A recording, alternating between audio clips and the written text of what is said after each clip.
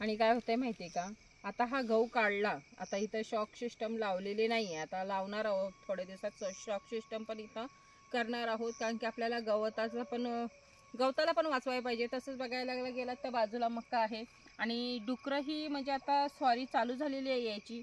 जसं आता आपण गहू वगैरे काढून ठेवतोय एका ठिकाणी, तिथं मात्र येत डुक्कर वगैरे यायची सुरुवात झालेली आहे। त्यामुळे मग आता आपल्याला ह्या गव्हासाठी पण एका साईडला जागा केलेली आहे आणि शॉक सिस्टम ही लावायची, आपल्या चाऱ्याला नुकसान होऊ नये। मक्याला कणीस वगैरे आलेला नाहीये, त्यामुळे अजून काय एवढा धोका नाहीये, पण तरी पण आपल्याला आधीच तयारी करणं खूप गरजेचं आहे। तसंच आता 2-3 दिवसात शॉक सिस्टमची मशीन आली तर इथंही पूर्ण ह्याच्यात ह्या पूर्ण क्षेत्राला शॉक वगैरे लावायचा आहे। आणि जर समजा कोण रेनगनवरती गहू वगैरे करत आहे तर मात्र 100% करा, कारण की चांगला गहू येतो। आणि म्हणजे आपण पाटपाण्यावर जो गहू काढतो त्याच्यापेक्षा क्वालिटी चांगला आणि वजनाला गहू येतो। पण एवढंच आहे, पाणी आपल्याला 10-10 दिवसांतरी पाणी त्याला दिलं पाहिजे त्या गव्हाला, नाहीतर काय होतंय की मग पाण्याची कमतरतेमुळे गहू हा आपला व्यवस्थित येत नाही। म्हणून रेनगनचं जरी पाणी दिलं तरी 10-10 दिवसांनी पाणी देणं सगळ्यात गरजेचं आहे। तर बघू शकता हा आपला गहू आहे आणि गहू वगैरे आपला हा म्हणजे रेनगनने वगैरे भिजवलेला आहे आणि ओंबी वगैरे खूप चांगले आलेले आहेत। काही लोक बोलतात की रेनगनने भिजवलं तर ह्याचा फूल वगैरे झडतो, गहू वगैरे चांगला येत नाही। तर तुमच्या समोर आहे व्यवस्थित म्हणजे चांगला गहू आहे आणि एकसारखाच गहू आहे आणि खूप चांगला गहू आलेला आहे आणि हा सर्व आपण रेनगनवरतीच केलेला आहे। तर का बघा इकडे साऱ्या वगैरे अशा काहीच काढलेल्या नाही आहेत। आपण ह्याला 4 पॉईंट केलेले होते। काही अनुभवी शेतकरी होते त्यांनी सांगितलेलं होतं रेनगनने वगैरे भिजवू नका, पण आम्हाला म्हणजे स्वतःला माहीत होतं की रेनगनवरती हा 100% गहू चांगला येतो।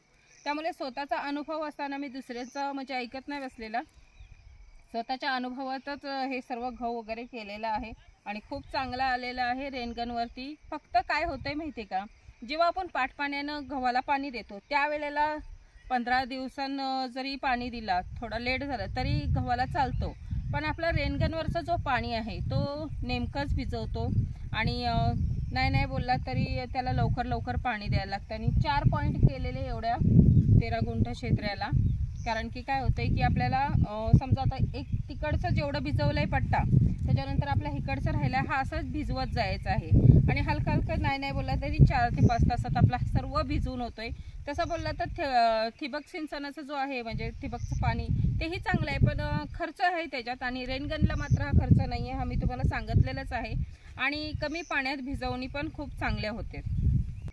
काही ना असं पण वाटलेलं की रेनगनने जर समजा भिजवलं तर मात्र ह्याच्यावर तांबरा वगैरे पडतं, तर असं काही झालेलं नाही आहे आणि स्वतःच्या अनुभवावर हा सर्व गहू केलेला आहे आणि खूप चांगला आलेला आहे।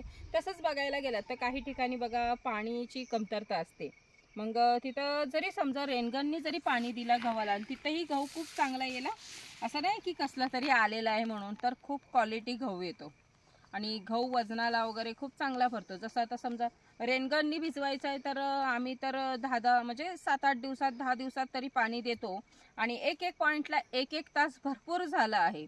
मग ह्या वावराला आम्ही 4 पॉईंट केलेले होते, 4 तासात खूप भिजतो, म्हणजे नाही बोलला तर 3 ते 4 इंच जरी खाली ओल झाली बस होतंय। कसं होतंय की अगदी आपण पाटपाण्यानं पाणी देतो मक्याला वगैरे, तसं याला गव्हाला काही जास्त पाण्याची गरज नाहीये की त्याला लागणारा जेवढा पाणी आहे तेवढाच घेणार आहे। आपल्यासमोर समजा हंडा भरून पाणी ठेवला तर काय आपण हंडाभर पिणार आहोत, तांब्याभरच पिणार आहोत ना, मग तसंच आहे, जेवढा गव्हाला पाणी लागणार आहे तेवढाच तो घेणार आहे। मग रेनगननी जेव्हा आपण भिजवतो 1 तासाची जी ओल होते तेवढा गव्हाला पाणी भरपूर झाला पाटपाण्यानं देण्यापेक्षा। मग हे आहे फायदा की समजा एखाद्या ठिकाणी पाणी कमी असेल, कमतरता असेल, तर तिथंही थोड्या पाण्यात खूप चांगलं पीक घेता येतोय आणि ते पण रेनगननीच घेता येतो। कारण की जर समजा पाटपाण्याने घेतलं तर मात्र जास्त पाण्याचं पण वाया होतोय आणि एवढा पाणी पिकाला लागत पण नाही। आता कसं आहे की हा जो एवढा पट्टा गहू काढलेला आहे, काही ना असं वाटेल की गहू तर मागे आहेच नाही काढलेला, तर कसं आहे इथला गहू आम्ही दुसरीकडे बाजूला शिफ्ट केलेला आहे, कारण की आपल्याकडं वेल जो आहे तो खूप कमी आहे आणि चारा आपल्याला खूप गरजेचा आहे। ह्यासाठी हा सर्व इथनं गहू वगैरे उचललेला आहे। जसं इकडून कापत जागा खाली होत जाईल तसं नांगरात 1 पट्टा तयार करत जायचा आहे। आपल्याला मेगा स्वीट पेरायचं आहे। मेगा स्वीट आपल्याला म्हणजे खूप गरजेचं आहे। समजा वेल कमी आहे, मुरघास जरी झाला नाही झाला तरी पण आपण ओला चारा म्हणून त्यांना घालू शकतो. कारण की आपल्या मेंढरांना खाण्यासाठी जो चारा लागणार आहे तो सगळ्यात महत्त्वाचा आहे.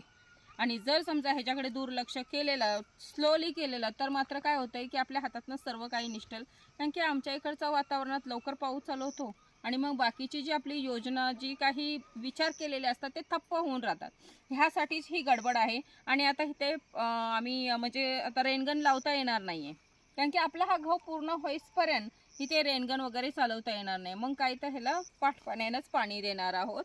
आणि जेव्हा आपला हा पूर्ण गहू होईल, म्हणजे एक पेरत तसंच भिजवत असं द्यायचं आहे. कारण की त्याला पण पाण्याची गरज आहे आणि इकडे पण पाणी लागलं नाही पाहिजे. ह्या आयडियाने मग असं केलेलं आहे की पाटपाण्याने जवसर आपला गहू होत नाही तवसर पाटपाणी द्यायचं आहे. आणि नंतर मात्र आपले पॉइंटर आहेच ऑलरेडी. नंतर आपण ह्याला रेनगननीच भिजवणार आहोत. आणि चारा हा खूप महत्त्वाचा आपल्याला झालेला आहे. मग बाकीच्यांना जी पण असं काही लोकांना प्रश्न पडतो की गहू वगैरे असं रेनगनवर घेता येत नाही, तर खरं असं काही नाही आहे. आपल्याला रेनगनवर सुद्धा खूप चांगलं पीक घेता येतो आणि गव्हाचा तर खूप चांगला येतो. आणि हे सर्व म्हणजे आमचं आता काही ना असं वाटेल की घाई गडबडीत केलेलं आहे, तर घाई गडबड करणं गरजेचं आहे. आपल्याकडे वेल कमी आहे. आता बघितलं तर हा जो हा पट्टा खाली झालेला आहे, ह्या पट्ट्यात आम्ही आता लगेच म्हणजे उद्या नांगरून वगैरे इथं बियाणं वगैरे पेरून मोकळं होणार, त्याला भिजवणार वगैरे आणि इकडे कापायची सुरुवात करणार आहोत. आणि इकडे कापत इथला पण म्हणजे आता जो पट्टा झालेला आहे तसाच इकडे उद्या पण पट्टा होणार. मग तोही परवाच्या दिवशी लगेच पेरून भिजवून मोकळं करायचं आहे. तसेच म्हणजे जेवढा पट्टा खाली होत जाईल तेवढा पटापट पेरून वगैरे त्याला भिजवून वगैरे मोकळं व्हायचं आहे. कारण की हा काढसपर्यंत इकडं उगवून येणार आहे. मग ह्या विचारानंच ही सर्व गडबड आहे. आणि खरंच तर ही गडबड करणं पण खूप गरजेचं आहे.